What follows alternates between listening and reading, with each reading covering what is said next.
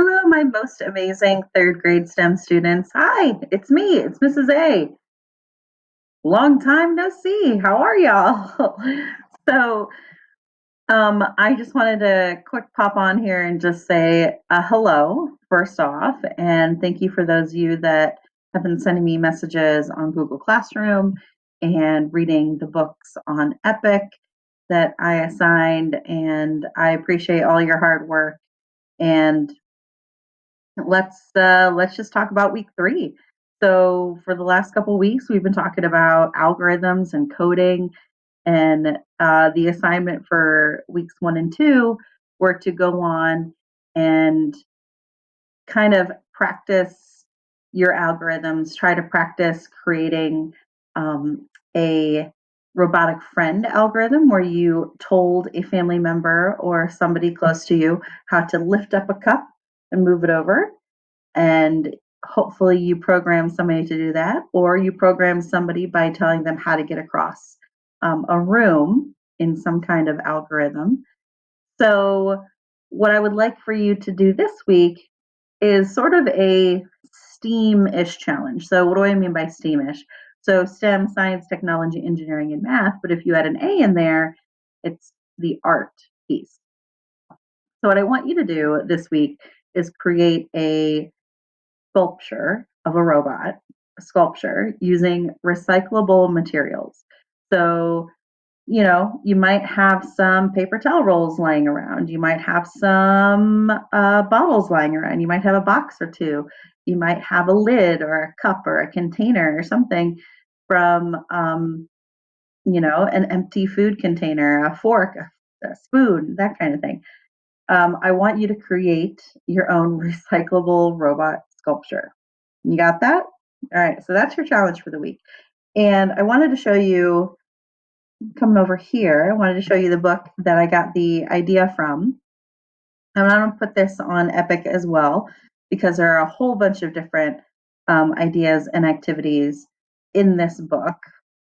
So I don't want you to read this book. This book is quite long. It has a lot of different things going on with it, but it gives you some really cool kind of makerspace projects that if you have the materials, by all means, go ahead and try it because they are just wicked cool.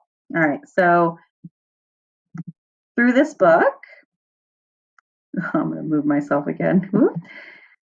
So through this book, I want you to read the intro page um, because it'll just kind of bring you back to what we had talked about before with how robots work and how they've done work around the house and how you see them in different capacities. Very, very cool. All right. So I do want you to do the dream robot scenario if you haven't already done so. I want you to get a pencil, get some paper, get the drawing app on your tablet, get a drawing app on your phone, and just go to town. Create a crazy looking robot. Okay. And then I want you to think, what is this robot going to do for you? What is this robot going to actually follow your commands to do? All right. So here is where I got this activity. So I want you to look right here. You see right here. You need old stuff, gizmos, gadgets, junk, trash, tools, goggles if you're cutting stuff. Always get parents' permission if you need to cut boxes, if you need to do different kind of things like that. Um, so this flow chart right here is kind of a code. I want you to look at it and I want you to think why would Mrs. A say that this is a code? So think about how codes work, how coding works, especially if you are familiar with Scratch or Scratch Junior like we did before, or the Hour of Code. Think about how this kind of looks like that. So let's look at the flow chart. So do you need help? Yes. So if your answer is no, go to the next activity. So do you need help? Yes. Do you need help at home? Yes. Do you need help at home? No. Do you need help in other situations? Maybe do you need help when you go out of the house when you go to the grocery store, or if you go somewhere, um, you know, to a park. All right. So, do you need help at home? Yes. Do you need help with chores? Build a, what did it say? A housework bot. Okay. So, if you are at a park and you get an injury or a skateboard accident, or if you're outside playing, riding your bike on your own, and you fall, build a band aid robot. So, think about a time where you need some kind of help. All right. So, that's where you can start there. All right.